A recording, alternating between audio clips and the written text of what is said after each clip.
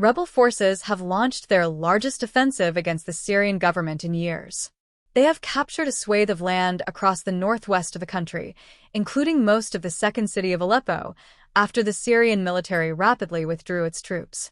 The rebels are now battling the military near the central city of Hama, while the government's key ally Russia is carrying out airstrikes against them. Why is there a war in Syria?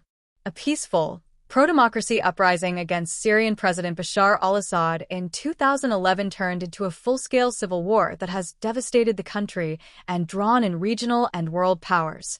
More than 500,000 people have been killed and 12 million have been forced to flee their homes, about 5 million of whom are refugees or asylum seekers abroad. Prior to the rebels' offensive, the war had felt as if it were effectively over after Assad's government regained control of cities with the help of Russia, Iran, and Iranian-backed militias. However, large parts of the country remain out of the government's direct control. These include northern and eastern areas controlled by a Kurdish-led alliance of armed groups supported by the United States. The rebels' last remaining stronghold is in the northwestern provinces of Aleppo and Idlib, which border Turkey and is home to more than 4 million people, many of them displaced.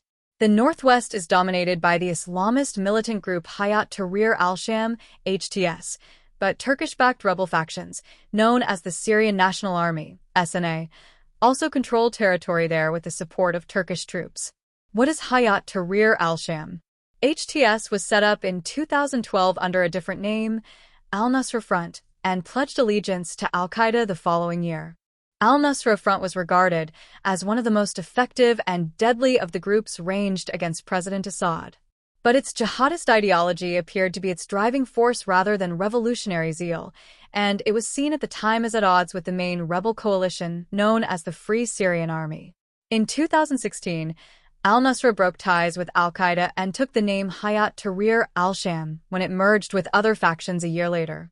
However, the UN, US, UK, and a number of other countries continue to consider HTS as an al-Qaeda affiliate and frequently refer to it as Al-Nusra Front. HTS consolidated its power in Idlib and Aleppo provinces by crushing its rivals, including al-Qaeda and Islamic State, IS, group cells, and set up the so-called Syrian Salvation Government to administer the territory. The eventual goal of HTS is to topple Assad and establish some form of Islamic governance. But it had shown little sign of attempting to reignite the conflict on a major scale and renew its challenge to Assad's rule, until now. Reuters screen grab a video supplied by first responders from the Syria Civil Defense, known as the White Helmets, showing the aftermath of an airstrike on the rebel-held city of Idlib, Syria, December 2, 2024, Reuters. Syrian and Russian warplanes have bombed rebel-held areas, including the city of Idlib, in response to the offensive. Why did the rebels launch an offensive? For several years, Idlib remained a battleground as Syrian government forces tried to regain control. But in 2020, Turkey and Russia brokered a ceasefire to halt a push by the government to retake Idlib. The ceasefire largely held despite sporadic fighting. In October, the UN Special Envoy for Syria said HTS had carried out a significant raid into government-held areas. Russia had resumed airstrikes for the first time in months, and pro-government forces had significantly accelerated drone strikes and shelling.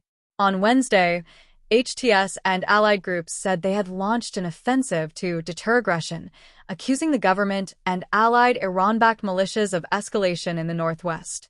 But it came at a time when the Syrian government and its allies were preoccupied with other conflicts. The Iran-backed Lebanese group Hezbollah, which was crucial in helping Assad push back rebels in the early years of the war, has suffered recently from Israel's offensive in Lebanon, while Israeli strikes have eliminated Iranian military commanders in Syria and degraded supply lines to pro-government militias there. Russia is also distracted by the war in Ukraine. Without them, Assad's forces have been left exposed. How have the government and its allies responded? President Assad has vowed to crush the rebels, referring to them as terrorists. In a call with his Iranian counterpart Masoud Pezeshkian on Monday, he blamed the US and other Western countries for the offensive, saying them were trying to redraw the map of the region. Pezeshkian emphasized that Iran stood firmly alongside the Syrian government and people and that preserving Syria's sovereignty and territorial integrity was a cornerstone of its regional strategy. Kremlin spokesman Dmitry Peskov said Russia also considered the situation around Aleppo as an attack on Syrian sovereignty, and that it was in favor of the Syrian authorities bringing order to the area and restoring constitutional order as soon as possible. EPA's Syrian President Bashar al-Assad meets Iranian Foreign Minister Abbas Araqi in Damascus, Syria, December 1, 2024, EPA.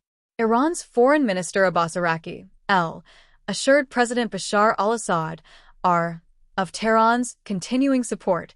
What are Western powers and Turkey saying? The US, UK, France, and Germany, which are opposed to Assad, issued a joint statement on Monday that urged de-escalation by all parties and the protection of civilians and infrastructure to prevent further displacement and disruption of humanitarian access. They also called for a Syrian-led political solution to the conflict as outlined in a 2015 UN Security Council resolution. On Saturday, White House National Security Council spokesman Sean Savit said Assad's refusal to engage in a political process and his reliance on Russia and Iran had created the conditions now unfolding. He also insisted that the United States has nothing to do with this offensive. Turkey's Foreign Minister, Hakan Fidan, also said it would be a mistake at this time to try to explain the events in Syria by any foreign interference and called on the Syrian government to reconcile with its own people and the legitimate opposition.